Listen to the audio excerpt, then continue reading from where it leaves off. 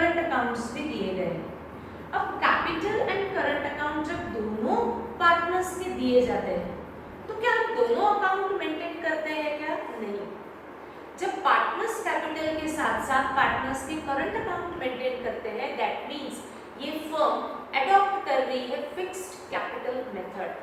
Fixed capital method कहती है कि कैपिटल अमाउंट को फिक्स्ड रखो, कांस्टेंट रखो, उसमें आप कोई भी चेंजेस शो नहीं कर सकते। कैपिटल में एवरी ईयर चेंजेस होते हैं। किस रीजन से चेंजेस होते हैं? प्रॉफिट अर्न हुआ तो कैपिटल में चेंज होने वाला है। अगर फर्म ने लॉस सफर किया तो कैपिटल में चेंज होने वाला है। अगर पार्टनर्स ने मनी विथड्रॉ किया, कैपिटल चेंज होता है। इंटरेस्ट ऑन कैपिटल से कैपिटल अमाउंट चेंज होती है। इंटरेस्ट ऑन ड्रॉइंग से कैपिटल अमाउंट चेंज होती है।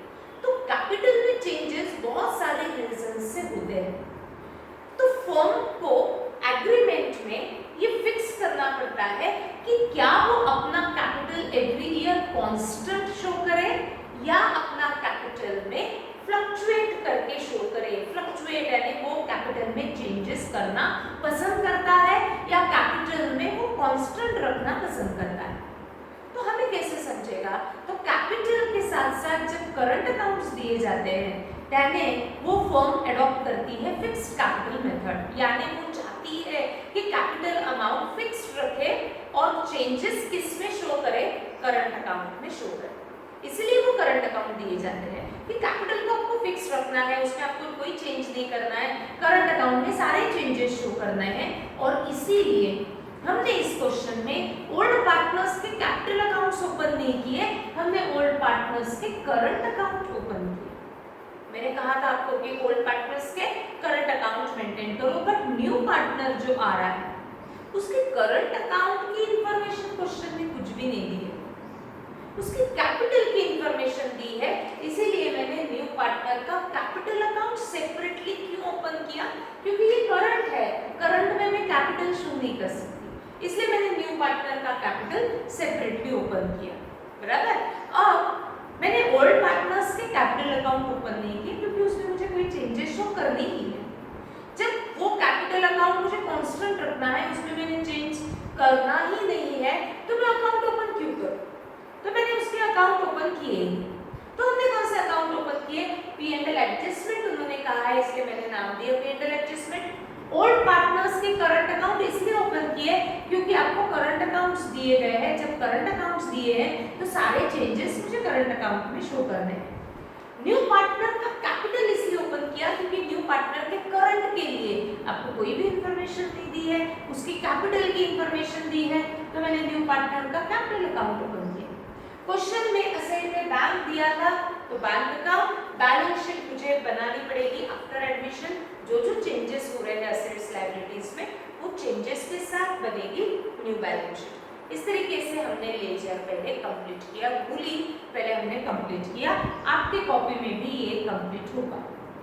अब हम स्टार्ट करते हैं क्वेश्चन को पोस्ट करना। जो जो अकाउंट्स हमने ओपन किए हैं उनके बैलेंसेस उनके रिस्पेक्टिव अकाउंट में हम ट्रांसफर कर देते हैं। तो लायबिलिटी में अगर मैं देखती हूँ तो कैपिटल तो मैंने ओपन किए ही, हमने करंट अकाउंट्स ओपन किए हैं।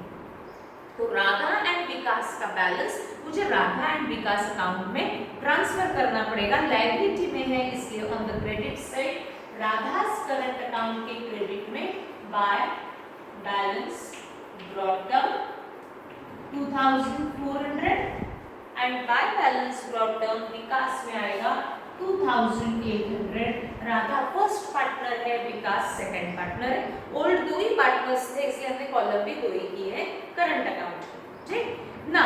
लोन फ्रॉम बालू क्रेडिटर्स ये अकाउंट मैंने ओपन नहीं किया। आ जाते असेट्स में, हमने कैश एट बैंक दिया है और बैंक हमने ओपन किया है। तो ट्रांसफर करते हैं bank balance 2200 on the debit side of bank to balance brought down 2200 transfer कर दिया। अब प्रॉब्लम में हमें देखना है क्या कोई एक्यूमुलेटेड प्रॉफिट्स या एक्यूमुलेटेड लॉसेस क्वेश्चन में दिए हुए हैं। ये कौन से नाम से मिलते हैं? प्रॉफिट्स आपको मिलेंगे जनरल रिजर्व, रिजर्व फंड या पी एंड एल के नाम से। लॉस आपको मिलेगा पी एंड एल के नाम से ऑन द असेट साइड। अगर मैं लायबिलिटी चेक करती हूँ तो ना रिजर्व दिया है ना फंड दिया है। असेट्स में अगर चेक करती हूँ तो कोई भी P&L दिया हुआ नहीं है, यानी कोई भी क्वेश्चन में एक्यूमुलेटेड प्रॉफिट्स और लॉसेस दिए हुए नहीं है। अगर होते तो हमने इसको कैपिटल में ट्रांसफर किया होता या करंट में, क्योंकि हमने करंट अकाउंट्स ओपन की, बट ऐसे कुछ भी एंट्री दी हुई नहीं है तो ये एंट्री हम स्किप कर देते हैं। अब बढ़ते हैं हम रिवैल्यूएशन पे। पार्टनर एडमिट हो रहा है तो असेट्स लायबिलिटीज को रिवैल्यू किया जाएगा, जो आपको पॉइंट नंबर 1 में दिया हुआ है। पहले पैराग्राफ पढ़ते हैं। On 1 April 2019 Om was admitted into the firm on the following terms। Om को एडमिट किया जाएगा तो ना कोई टर्म्स एंड कंडीशंस पे। First point, premises were to be valued at 3,40,000। premises की वैल्यू आफ्टर एडमिशन हो रही है 3,40,000। तो premises पे लॉस हुआ, प्रॉफिट हुआ, वो मुझे चेक करना पड़ेगा, क्योंकि ये लॉस प्रॉफिट भी मुझे रिकॉर्ड करना है। तो मैं चेक करती हूँ old value of premises which is given in old balance sheet at 2,80,000। 280 की premises 340 हो रही है, यानी एसेट की वैल्यू बढ़ रही है। एसेट की वैल्यू जब बढ़ती है तो हमारे लिए प्रॉफिट, तो वो प्रॉफिट हम रिकॉर्ड करते हैं क्रेडिट साइड में बाय प्रीमाइसेस अकाउंट। कितना प्रॉफिट हुआ? 280 की एसेट 340 हो रही है, यानी 60,000 से एसेट इंक्रीज हो रही है। 60,000 हमारा प्रॉफिट रहेगा, इनकम रहेगा, जो हमने क्रेडिट में शो किया। रिवाइज्ड फिगर ऑफ प्रीमाइसेस हम एसेट में शो करेंगे। प्रीमाइसेस 2,40,000 ओल्ड वैल्यू, इसमें इंक्रीज हुआ है बाय 60,000, सॉरी 2,80,000, इंक्रीज है 60,000, that means revised figure of premises recorded in balance sheet at 3,40,000। ठीक, क्या आता है सबको? नाउ नेक्स्ट पे बढ़ते हैं। Furniture and fixtures at 20,800। Revised figure of furniture and fixtures 20,800। तो मैं इस वैल्यू को ओल्ड वैल्यू के साथ कंपेयर करती हूँ। ओल्ड वैल्यू क्वेश्चन में दी हुई है 22,800। 22,800 का फर्नीचर 20,800 आ चुका है, यानी एसेट की वैल्यू कम हुई। जो 22 था वो 20 हो चुका है, यानी वैल्यू कम हुई। एसेट की वैल्यू अगर कम होती है तो हमारे लिए लॉस, वो लॉस हम पहले रिकॉर्ड कर देते हैं to furniture account 2000। Revised figure of furniture हमें पोस्ट करना पड़ेगा एसेट साइड में। तो एसेट में लिखते हैं फर्नीचर, ओल्ड वैल्यू 22,800 था, बट ये वैल्यू डिक्रीज बाय 2,000 क्योंकि रिवाइज्ड फिगर दी है 20,800। Done. A provision for bad debts of ₹2,000। Provision means reserve for bad debts, यानी RDD. RDD to be maintained at 2,000 and after admission RDD हम maintain करने वाले हैं 2,000। अब आरडीडी को हम आरडीडी के साथ ही कंपेयर करेंगे। तो मैं चेक करती हूँ ओल्ड वैल्यू ऑफ आरडीडी कितना बैलेंस शीट में दिया हुआ है। तो बैलेंस शीट में आरडीडी है ही नहीं, यानी ओल्ड आरडीडी 0 है। और आपको उसको कितना मेंटेन करना है? 2,000, यानी जो आरडीडी 0 थी अब वो 2,000 होने वाली है। आरडीडी 0 को 2,000 करने के लिए मुझे आरडीडी नाम के अकाउंट में बैलेंस बढ़ाना पड़ेगा बाय 2,000। आरडीडी बढ़ रही है, यानी मेरा लॉस बढ़ गया है। What is RDD? It is expected loss. जो लॉस 0 था अब वो 2,000 होने वाला है, यानी लॉस बढ़ रहा है। तो वो लॉस पहले हम शो करेंगे P&L एडजस्टमेंट के डेबिट में to RDD account 2,000। Revised debtors with RDD मुझे बैलेंस शीट में शो करने पड़ेंगे। डेटर्स आपको दिए हैं ओल्ड बैलेंस शीट में 18,200, बट इस पे न्यू आरडीडी मेंटेन करनी है 2,000। That means your revised figure of debtors I guess 16,200 after deducting RDD.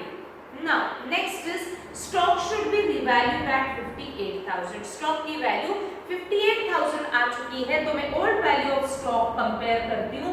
54 था जो अब 58 हो चुका है, यानी स्टॉक की वैल्यू 4,000 से इंक्रीज हो रही है, असेट की वैल्यू बढ़ रही है, यानी प्रॉफिट, वो प्रॉफिट हम रिकॉर्ड करेंगे P&L एडजस्टमेंट के क्रेडिट में by stock account 4,000। Revised figure of stock balance sheet में रिकॉर्ड किया जाएगा।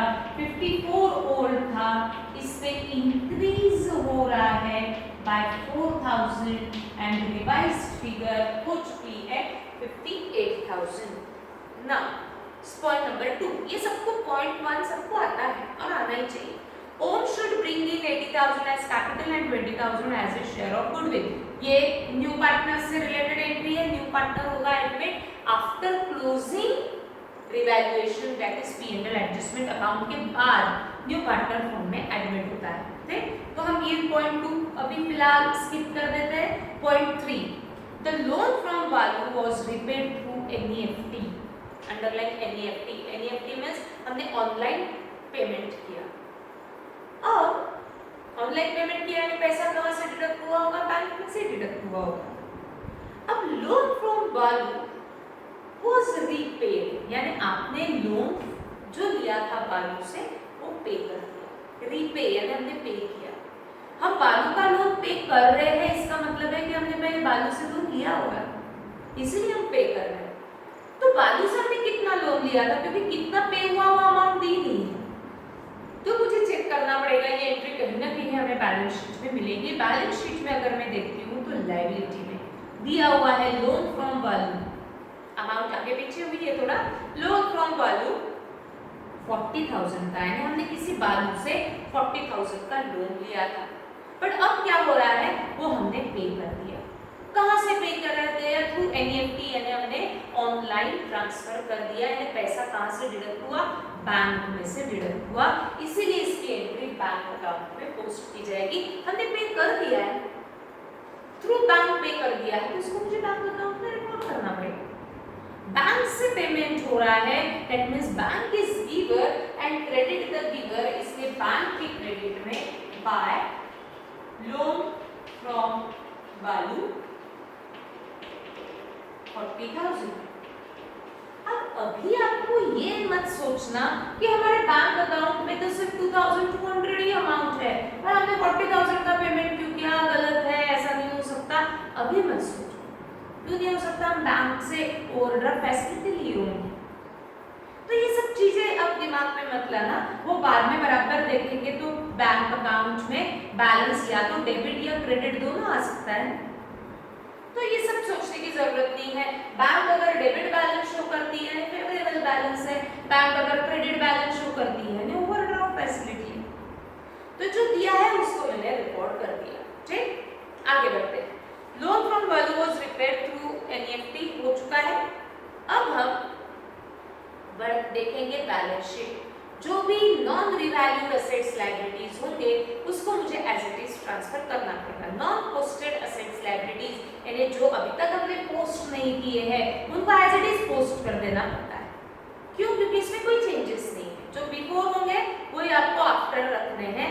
देखते हैं कैपिटल अकाउंट्स इस क्वेश्चन में पार्टनर्स ने करंट दिए थे, इसलिए हमने कैपिटल अकाउंट्स ओपन नहीं किए, यानी ये अकाउंट मैंने अभी तक कहीं पोस्ट किया ही नहीं है, तो इसको मुझे एज इट इज ट्रांसफर करना पड़ेगा। राधास कैपिटल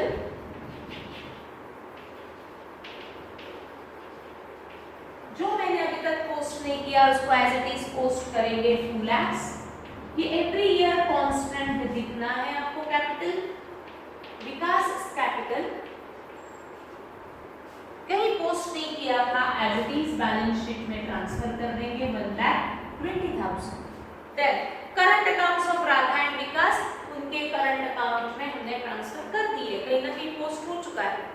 लोन फ्रॉम वालू, लोन फ्रॉम वालू जो था 40,000 का वो पूरा का पूरा पे ऑफ हो चुका है।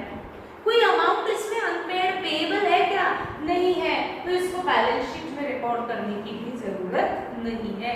लायबिलिटी में हम कब लिखते हैं? जब भी अमाउंट कोई बैलेंस पेएबल होता तो हमने इसको पोस्ट किया होता। 40,000 का लोन दिया, 40,000 का पे कर दिया, इसे बैंक अकाउंट में हमने पोस्ट कर दिया। कोई अमाउंट अनपेड नहीं है, कोई अमाउंट पेएबल नहीं है, तो उसको लायबिलिटी में वापस पोस्ट करने की जरूरत भी नहीं है।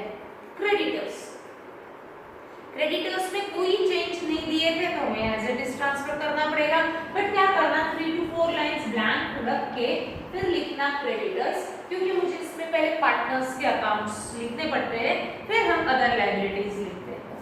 पार्टनर से रिलेटेड और भी कुछ है, करंट अकाउंट जो है उनका कैपिटल है, ये हमको लिखना पड़ेगा पहले, फिर हम क्रेडिटर्स लिखेंगे। इसलिए मैंने यहाँ ब्लैंक स्पेस दे दिया और फिर क्रेडिटर्स लिखा। असेट्स देखते हैं। प्रीमाइसेस, यस रिवैल्यू हो चुका है, असेट में आ चुका है।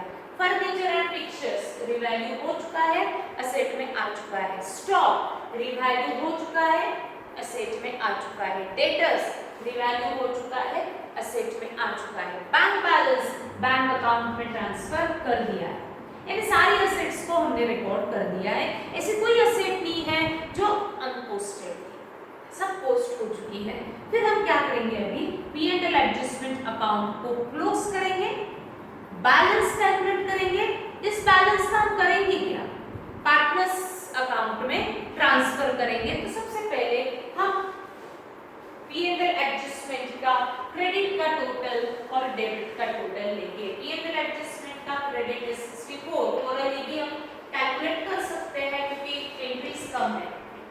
डेबिट है 4000, that means P&L adjustment account shows balance of 60000। ये 60000 बैलेंस प्रॉफिट कहलाया जाएगा। प्रॉफिट क्यों, क्योंकि क्रेडिट की टोटल ज्यादा है, इनकम ज्यादा है, एक्सपेंस कम है, ये तो नॉलेज सबको है। ये प्रॉफिट को हमें डिस्ट्रीब्यूट करना पड़ेगा old partners that is Radha and Vikas में, तो हमें रेशियो लगेगा, तो कोई ना कोई रेशो लगेगा। तो रेशो आपको फर्स्ट लाइन में बैलेंस शीट के ऊपर दिया हुआ है, profits and losses in proportion of 3:2। Partner share profits and losses in proportion of 3:2, that is 3 share Radha का है, तो हम लिखते हैं 3/5, दोनों का टोटल डिनोमिनेटर में आता है। विकास शेयर इज 2, तो हम कैलकुलेट करेंगे 2/5। 60000 को 3/5, 60000 को 2/5 में अगर मैं डिवाइड करती हूँ तो आपका आंसर आएगा 36,000 and 24,000. Radha's share in profit is 36,000 and Vikas share in profit is 24,000. तो ये शेयर हमें लिखने पड़ेंगे P&L एडजस्टमेंट अकाउंट के डेबिट में। फर्स्ट शेयर रहेगा फर्स्ट पार्टनर का, इसलिए इसके आगे लिखेंगे टू राधास। कैपिटल और करंट, कौन सा अकाउंट ओपन किया है, करंट अकाउंट ओपन किया है, तो हम लिखेंगे to Radha's current account and to Vikas current account, क्योंकि हमने करंट अकाउंट ओपन किए, कैपिटल ओपन नहीं किया क्योंकि चेंजेस हमें करंट अकाउंट में शो करने। एडजस्टमेंट के डेबिट में लिखा है टू राधा टू विकास, तो दोनों के क्रेडिट में लिखेंगे by P&L adjustment account Radha's share in Radha's column, Vikas share in Vikas column. आ चुका है। अब after closing revaluation account firm में आता है न्यू पार्टनर, तो न्यू पार्टनर से रिलेटेड हम बनाएंगे पहले वर्किंग नोट। बैलेंस शीट के नीचे बनाएंगे सभी working note. First working note हम बनाएंगे for capital contributed by new partner. New partner से हम दो टाइप का पैसा लेंगे, capital as well as extra amount towards goodwill. Capital के लिए उसने कितना कंट्रीब्यूट किया, पॉइंट नंबर 2 देखो, Om should bring in 80,000 as capital. उसने फर्म को 80,000 का कैपिटल दिया, यानी क्या दिया, पैसा दिया। That means for firm cash is coming in, but instead of cash हम एंट्री में बैंक अकाउंट को डेबिट करेंगे क्योंकि हमारे पास बैंक अकाउंट मेंटेन किया हुआ है। Bank account debit to Om's capital, क्योंकि ये कैपिटल है दिया हुआ है, तो कैपिटल अकाउंट को क्रेडिट करेंगे 80,000। दिया हुआ ओम का ये अमाउंट कैपिटल है और ये किसी में भी डिस्ट्रीब्यूट नहीं होता, ये ओम वापस करेंगे जब बिजनेस बंद होगा। इसलिए इसकी कोई भी कभी भी हम डिस्ट्रीब्यूशन की एंट्री पास नहीं करते। तो कैपिटल की हम हमेशा एक ही एंट्री पास करते हैं, Om bank to Om's capital bank के डेबिट में पोस्ट कर देते हैं लेजर में to Om's capital. Om's capital account में पोस्ट करना पड़ेगा, यहाँ तो करंट है, दोनों में डिफरेंस होता है। तो करंट में नहीं है, हमको कहाँ पोस्ट करना पड़ेगा, कैपिटल में बाय बैंक अकाउंट।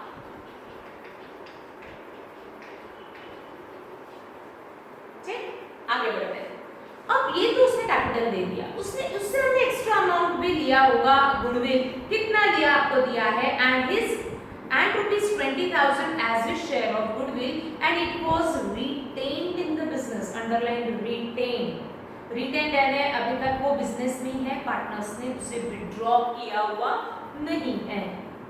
तो जब विड्रॉ करेंगे तो विड्रॉ की एंट्री आएगी, बट अभी तो मुझे गुडविल का पैसा मिला, तो मैं गुडविल के लिए entry second working note prepare करती हूँ for goodwill. First entry shows goodwill amount received, goodwill मिला यानी क्या मिला, पैसा मिला। Again cash is coming in, but instead of cash bank account debit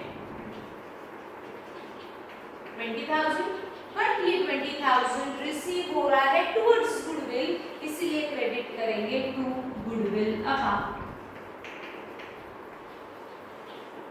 first entry for goodwill is bank to goodwill. मिला हुआ गुडविल फर्म अपने पास नहीं रखती या कहीं भी यूज नहीं करती, मिला हुआ गुडविल हमें डिस्ट्रीब्यूट कर देना पड़ता है इमीडिएट पार्टनर्स में, क्योंकि ये एक्स्ट्रा अमाउंट वो सिर्फ ओल्ड पार्टनर्स के लिए ही ला रहा है, तो इसके ऊपर अधिकार भी ओल्ड पार्टनर्स का है। तो फर्म क्या करती है, जो 20,000 मिला उसमें ओल्ड पार्टनर्स की शेयर कैलकुलेट करके रख देती है, फिर उनको कहेंगे आप इसको विड्रॉ कर सकते हो, पार्टनर्स तुरंत भी विड्रॉ कर सकते हैं या फ्यूचर में भी विड्रॉ कर सकते हैं। इस क्वेश्चन में उन्होंने कहा है कि रिटेन इन द बिजनेस यानी हमने डिस्ट्रीब्यूट करके रख दिया, बट अभी तक उसको पार्टनर्स ने विड्रॉ नहीं किया, बट मुझे उसमें हम दोनों ने गुडविल अमाउंट हमने डिस्ट्रीब्यूट करके रखा है, ये मुझे बुक्स ऑफ अकाउंट में शो करना पड़ेगा। तो इसके लिए हम सेकेंड एंट्री पास करेंगे, goodwill amount distributed, that is goodwill amount payable to old partners. कौन क्या बताएगी कि मुझे ये गुडविल का शेयर देना है, किस किसको, राधा एंड विकास को, तो गुडविल अमाउंट इज पेएबल, तो एंट्री पास होती है goodwill account debit payable to Radha and Vikas, but Radha's capital of current account and Vikas current account. तो 20,000 को हम डिवाइड करेंगे वापस दोनों में, तो मुझे वापस रेशियो लगेगा। ये डिवीजन होता है in their sacrificing ratio, but sacrificing ratio सारे क्वेश्चंस में कैलकुलेट करने की जरूरत नहीं है, हम उसी क्वेश्चन में कैलकुलेट करेंगे जब आपको स्पेसिफिकली न्यू रेशियो दिया हुआ है। न्यू रेशियो नहीं है तो ओल्ड रेशियो में को ही हम सैक्रिफाइसिंग रेशियो मान लेंगे, यानी ये हमें 3/5 एंड 2/5 में डिवाइड करना पड़ेगा, तो ये आएगा 12,000 and 8,000। That means Radha's share in goodwill 12,000 and Vikas share in goodwill 8,000। ये फॉर्म उनको बता देगी कि आपको 12,000 रुपये आप यहाँ से लेकर के जा सकते हो और आप 8,000 रुपये लेकर के जा सकते हो, बट उन्होंने विड्रॉ किया है क्या, नहीं, क्योंकि रिटेन बोला है ना, अभी तक उन्होंने विड्रॉ नहीं किया, इसीलिए विड्रॉ की कोई एंट्री पास नहीं हुई, हमें यहीं तक ही गुडविल की डिस्ट्रीब्यूशन तक की एंट्री रिकॉर्ड करनी पड़ेगी। तो पोस्ट कर देते हैं बैंक के डेबिट में टू गुडविल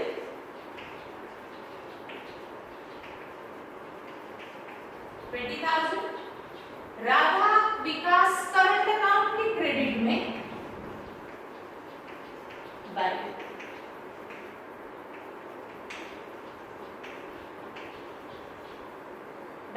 अब गुडविल के बाद हो सकता है कैपिटल एडजस्टमेंट बोला जाए कि सारे पार्टनर्स के कैपिटल न्यू रेशियो में चाहिए, कुछ ऐसे एडजस्टमेंट क्वेश्चन में दी है क्या, नहीं, तो आपको कैपिटल एडजस्टमेंट की एंट्री करने की जरूरत है। अब ये नॉर्मल क्वेश्चन ही एंड हो रहा है, तो अब हम क्या करेंगे, जो अकाउंट्स ओपन है उसको क्लोज करेंगे। अकाउंट मैंने कहा, तो सबसे पहले अकाउंट देखते हैं। रिवैल्यूएशन क्लोज हो चुका है, आ जाओ करंट अकाउंट में, ओपन है तो इसके बैलेंसेस कैरी फॉरवर्ड करने पड़ेंगे। कहाँ? Balance sheet. जो अकाउंट्स ओपन है उनके बैलेंसेस निकालना है और उनको बैलेंस शीट में कैरी फॉरवर्ड करना है। तो पहले हम क्लोज करते हैं करंट अकाउंट। राधा का करंट अकाउंट क्लोज करने के लिए राधा का क्रेडिट माइनस राधा का debit, 50,400 total of credit minus debit 0, that means balance is 50,400 in Radha's current account। इस बैलेंस को मुझे कैरी फॉरवर्ड करना है बैलेंस शीट में। फिर अब मैं ट्रांसफर करती हूँ विकास करंट अकाउंट का बैलेंस। कैलकुलेट करते हैं विकास के करंट अकाउंट का बैलेंस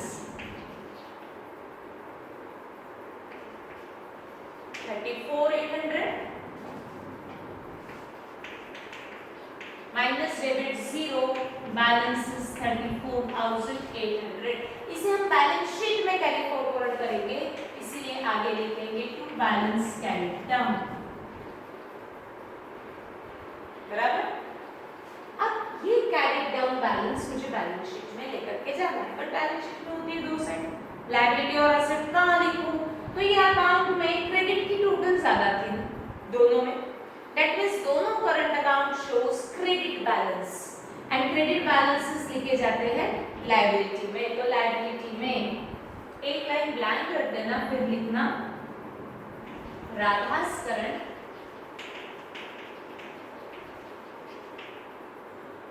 $50,400, विकास करंट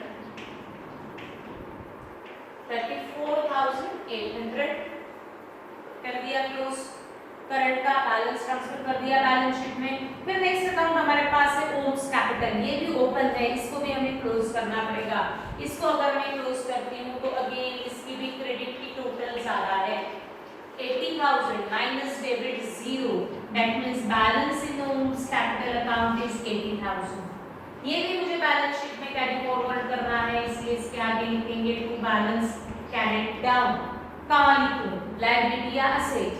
क्रेडिट की टोटल ज्यादा है, यानी again Om's capital account shows credit balance, और क्रेडिट बैलेंस लिखे जाते हैं लायबिलिटी में। जहां कैपिटल लिखे हैं इन दोनों के, उसी के नीचे इमीडिएट लिख देना ओम्स कैपिटल। ऐसा कोई रूल नहीं है, बट कैपिटल के नीचे कैपिटल आना चाहिए, इसलिए मैंने उनके कैपिटल के नीचे लिखा। आपके पास अगर स्पेस नहीं है आप नीचे भी लिखते हो, कोई प्रॉब्लम नहीं है। ठीक, आगे अब हमारे पास है बैंक अकाउंट, इसको भी हमें क्लोज करना पड़ेगा। इसका भी बैलेंस मुझे बैलेंस शीट में लेकर के जाना पड़ेगा। कैलकुलेट करते हैं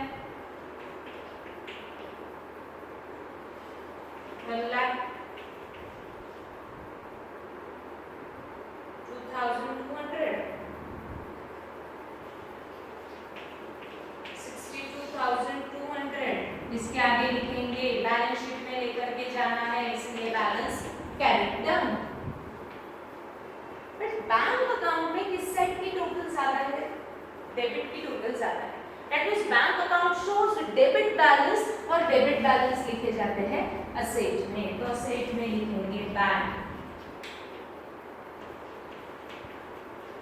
62,200।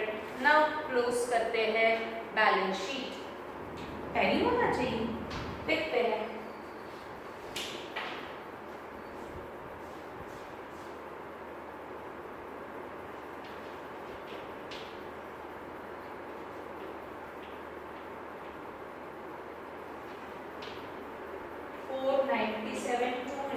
लायबिलिटी आ रहा है, देखते हैं। असेट भी उतना ही आता है।